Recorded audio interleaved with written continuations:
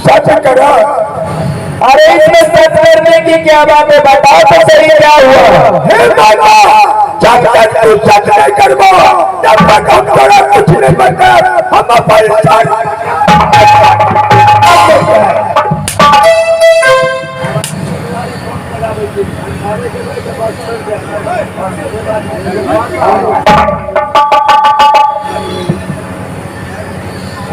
हे माता, सबसे पहले तू सच कर, अगर बातें हम कुछ बता सके।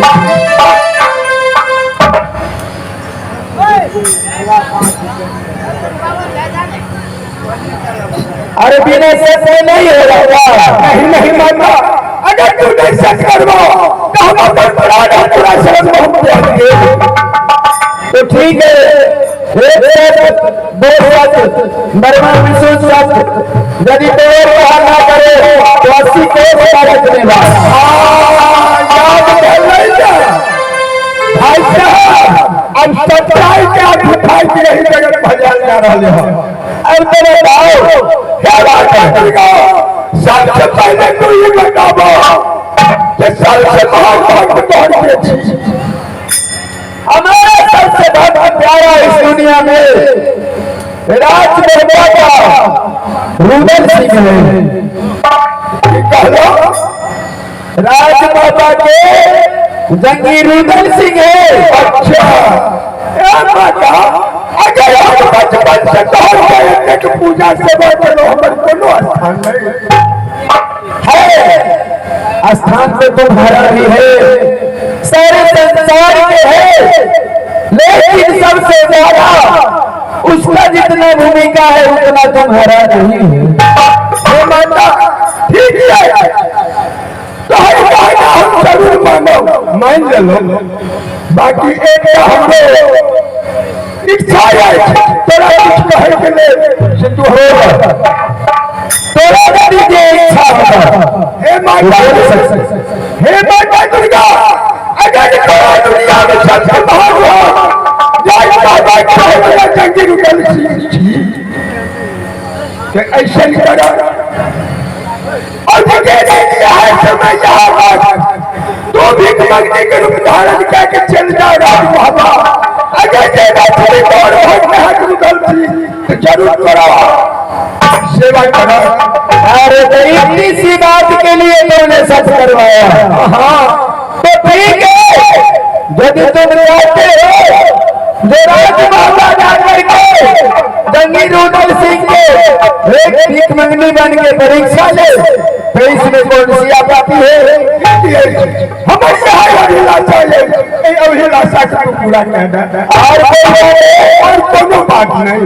तो ठीक है, तुम्हारा ये मनोकामना भी पूरा हो जाएगा। ठीक है, अब हम क्या रहे ठीक है।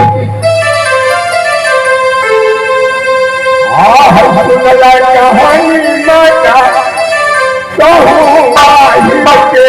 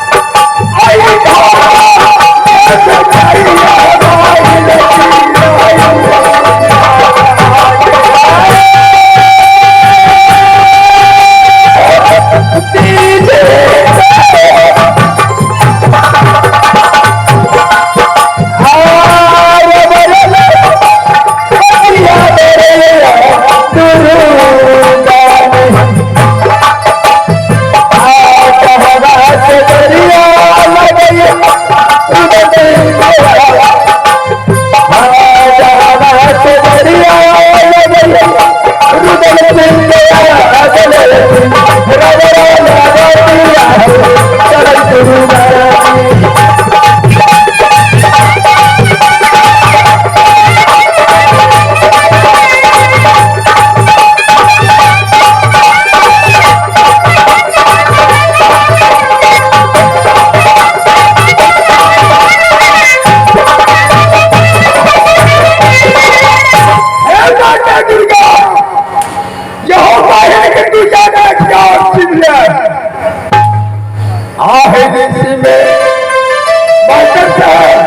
ध्यान देवे हायो ऋषि में चुगड़ा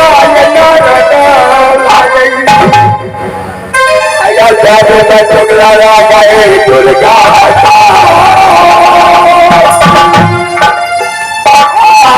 छठा बेटा या चुगड़ा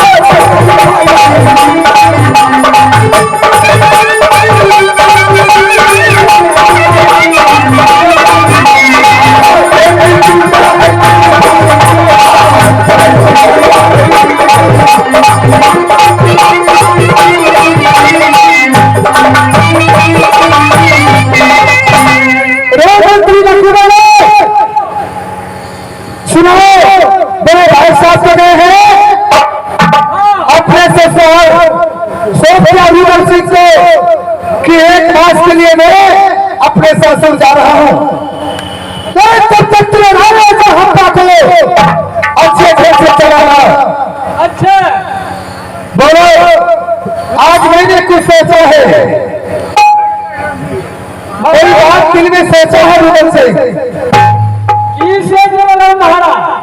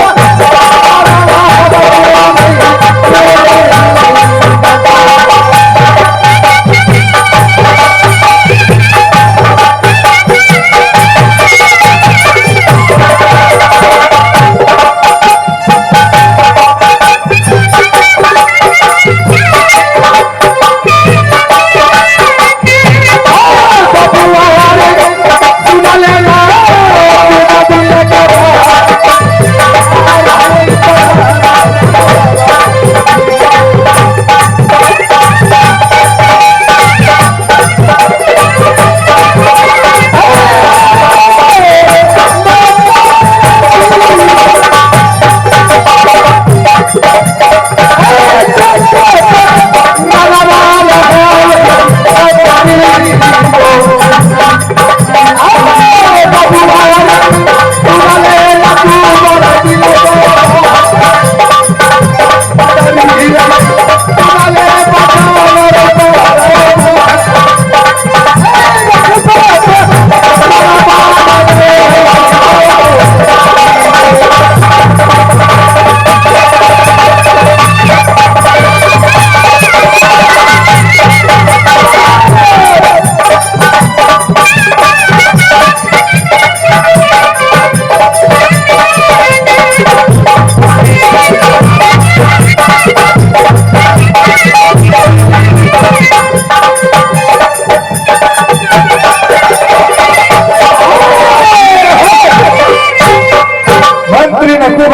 हम महाराज सोचा है मैं यही बात कि बड़े भाई साहब है अपने ससुराल और राज मोहब्बत के मन में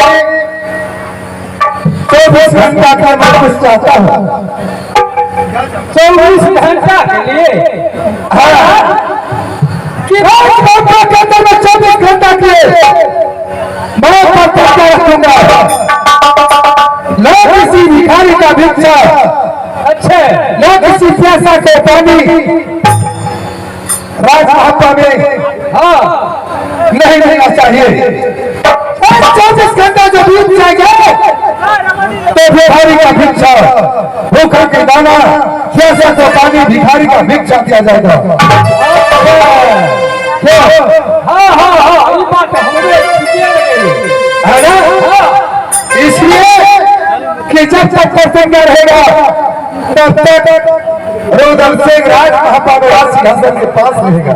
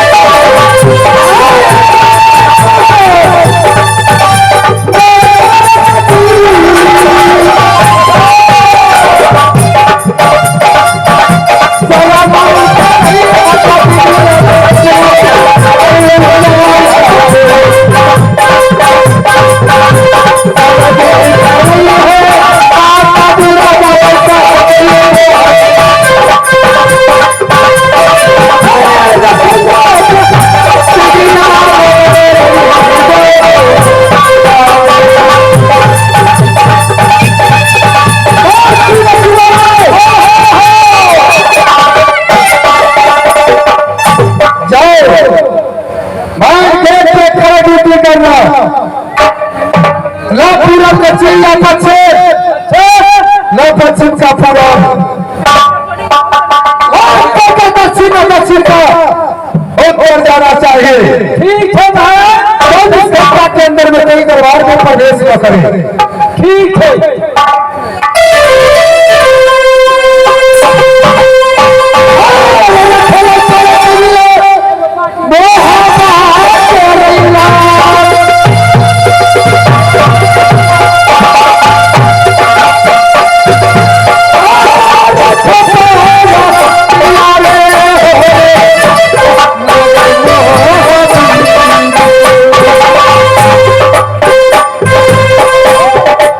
Allah